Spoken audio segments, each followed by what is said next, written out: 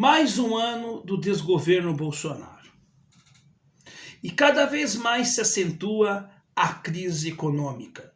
Agrava-se a questão social e a questão política cada vez mais afastada da população, que não se sente mais representada pela classe política há bom tempo. Afinal de contas, esta mesma classe política, à esquerda, à direita, do centro, de cima, de baixo, ela é muito boa para apontar os erros dos outros, mas não consegue apontar os seus próprios problemas, suas próprias vicissitudes. São aqueles que, como já dizia Jesus Cristo, e está lá registrado em Mateus capítulo 8, versículos de 3 a 5, que são aqueles que enxergam a trave no olho do outro, mas não conseguem enxergar o argueiro nos seus olhos. Ou seja, é muito fácil você e eu ficarmos apontando o erro do outro, sem fazermos a nossa autocrítica, sem fazermos o levantamento daquilo que nós deixamos por fazer ou aquilo que nos torna, de fato, vamos dizer assim, não tão dignos de criticar os outros, porque nós podemos criticar qualquer um que seja, nós devemos ter um posicionamento crítico, mas as nossas críticas precisam estar balizadas, primeiramente na racionalidade, porque crítica não é ataque, crítica é um apontamento sistemático, organizado, com argumentos, xingamentos, ofensas, tentativas de arranhar a imagem do outro, não faz parte do processo argumentativo. Isto é outra coisa.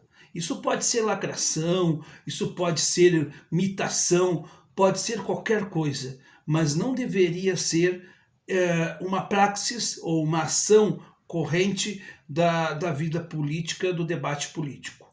Outro ponto importante, para você criticar o outro, é preciso que você se dê o exemplo. Eu vou aqui citar uma situação na minha cidade. A vereadora Ana Afonso, do PT, que até então era presidente da Câmara de Vereadores da minha cidade, essa senhora, que é uma líder do PT, histórica e tudo mais, ela fez uma gestão desastrosa à frente da Câmara. Ela tentou silenciar as pessoas, e eu vi nas sessões online. Esta mesma senhora fez um post no Instagram criticando uma decisão, um projeto de lei em outra cidade aqui, na cidade de Canoas, extinguindo as eleições para diretores de escolas. Segundo ela, foi votado esse projeto de lei na cidade aqui de Canoas. Bom, se isso foi aprovado, e creio que infelizmente possa ter sido aprovado, é um absurdo. Realmente não dá para dizer que isso é um avanço. Isso é um retrocesso. Mas a grande questão é que a vereadora Ana Afonso, enquanto presidente da Câmara, votou a favor, por exemplo, do reajuste do imposto do IPTU aqui na cidade. Quando a cidade aqui, quando os trabalhadores de São Leopoldo, assim como o restante do Brasil, vivem os percalços do desgoverno Bolsonaro. Nós temos uma situação de grandes bolsões de pobreza na cidade, de gente que tem dificuldade de pagar o IPTU. Pois tinha um projeto que previa exatamente uma redução dos impostos. E o que a presidente do Legislativo Municipal fez? Votou contra. Por quê? Porque a prefeitura quer arrecadar cada vez mais. É muito fácil falar do desgoverno Bolsonaro, falar do aumento da gasolina, falar da roubalheira em Brasília, quando aqui se faz coisas que são tão reprováveis quanto. Não só da fala infeliz do prefeito da cidade em uma rádio local, em que ele mandou literalmente quem se opunha ao governo ser fu. Pois é triste dizer isso, eu tenho aqui até a gravação, mas eu não vou colocar em respeito a você.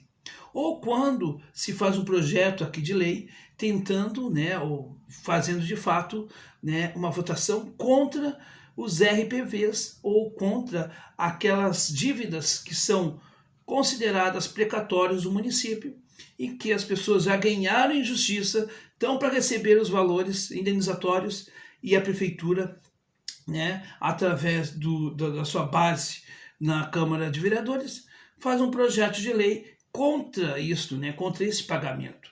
Aí também, né, logo em seguida, tem o projeto dos precatórios a nível nacional, e inclusive com a votação, né, a favor desse projeto por senadores do PT, como o caso do senador Rogério Carvalho.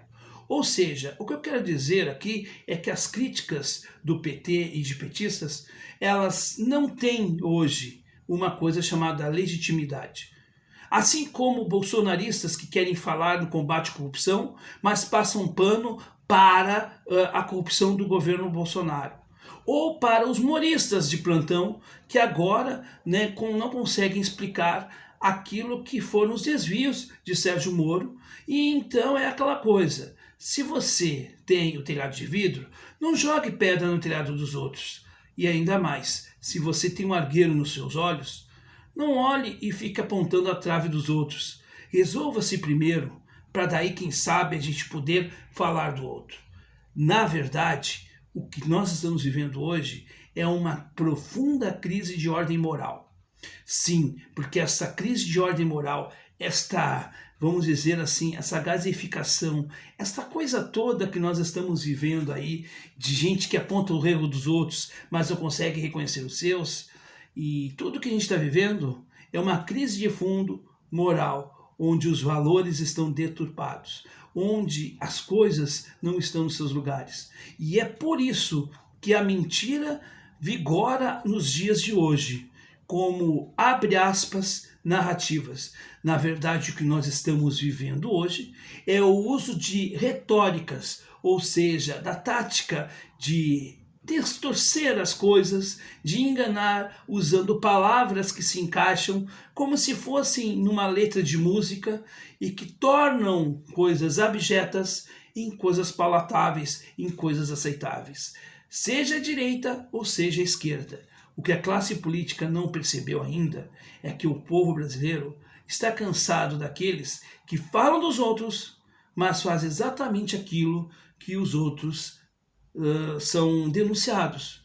Ou seja, se quer falar realmente de alguém, quer criticar o governo, quer criticar a sociedade, quer criticar até mesmo os seus parentes, comece por você a mudança. Comece dando seu exemplo. Se a gente começar a nos dar o exemplo de nós mesmos, quem sabe a gente possa transformar esse país de verdade.